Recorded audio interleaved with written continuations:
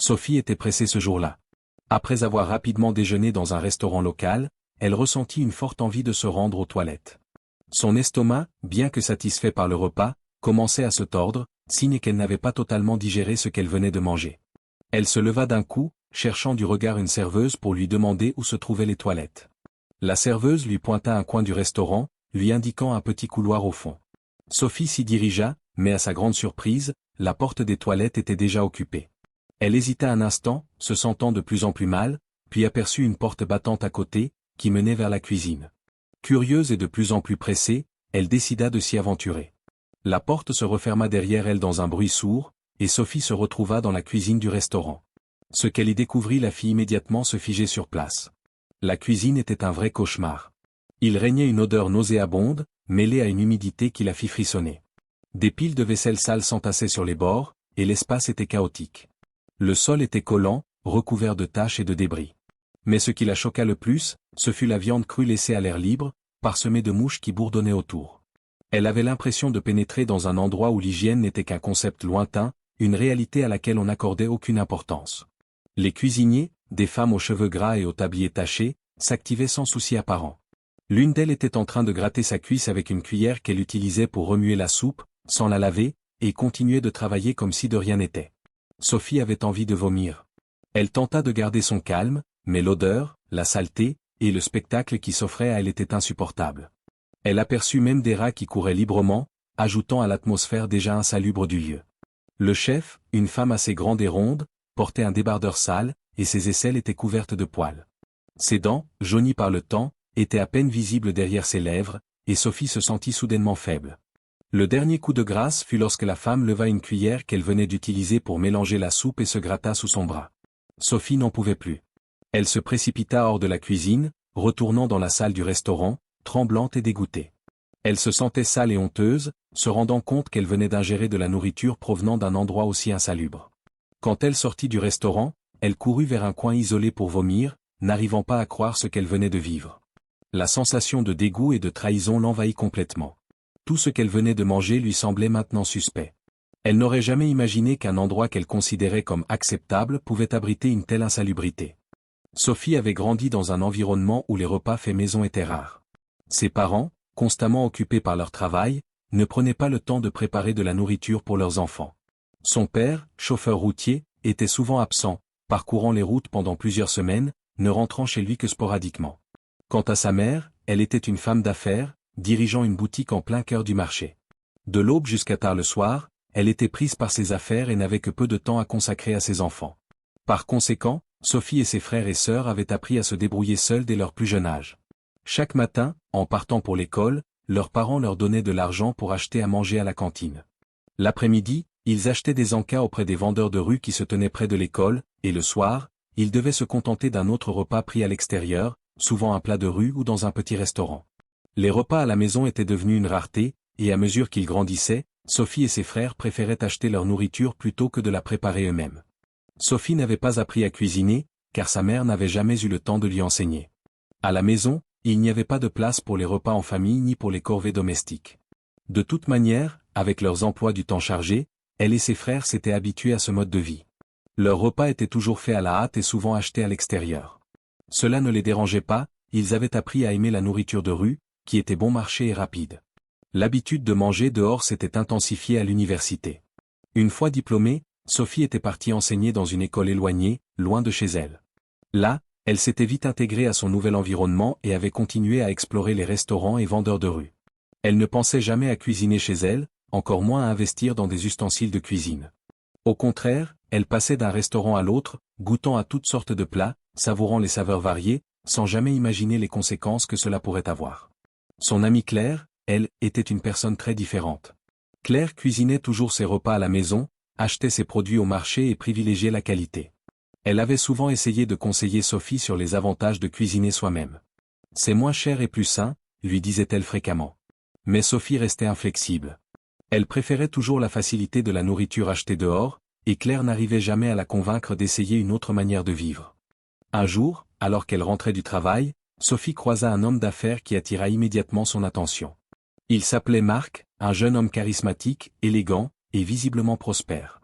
Il s'était approché d'elle en lui adressant un sourire confiant, et d'une voix suave, il lui avait dit « Bonjour, je m'appelle Marc, et je trouve que vous avez une allure magnifique. » Cette rencontre anodine se transforma rapidement en quelque chose de plus.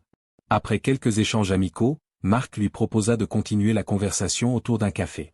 Ce fut le début d'une relation amicale qui, au fil des semaines, se transforma en quelque chose de plus profond.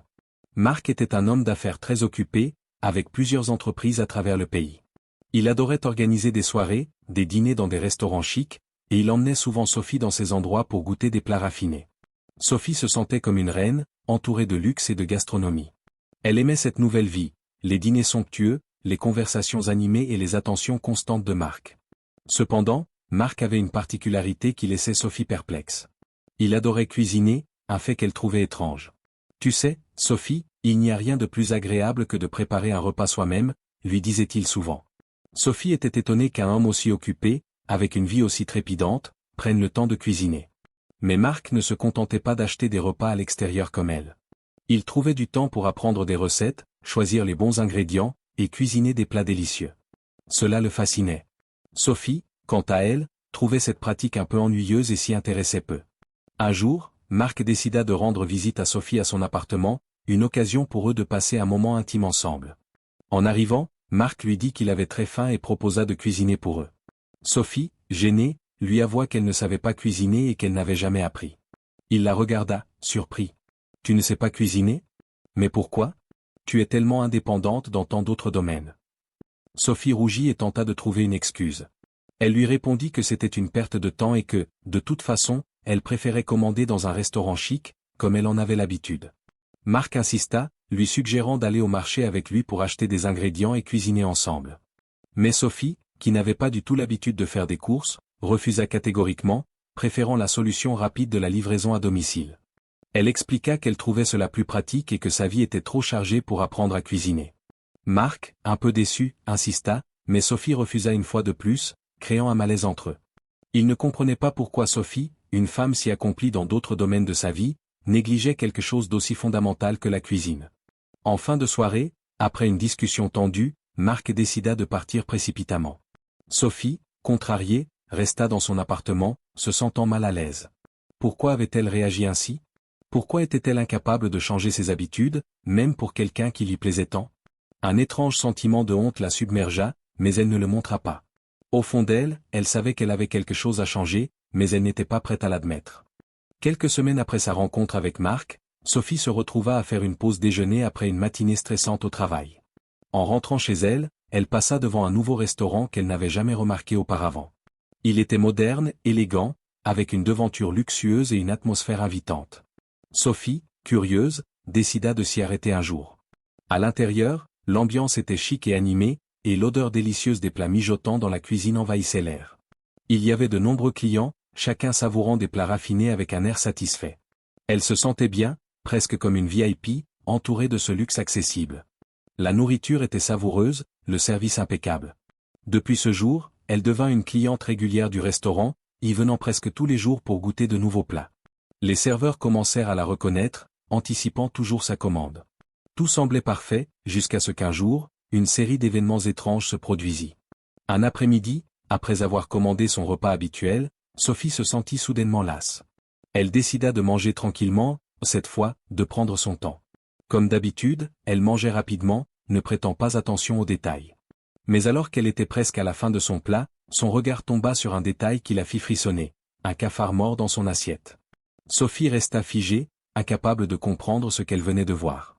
Un sentiment de dégoût l'envahit immédiatement. Elle avait l'habitude de manger à l'extérieur, mais jamais elle n'avait été confrontée à une telle chose. Elle appela immédiatement le serveur, qui s'excusa maladroitement.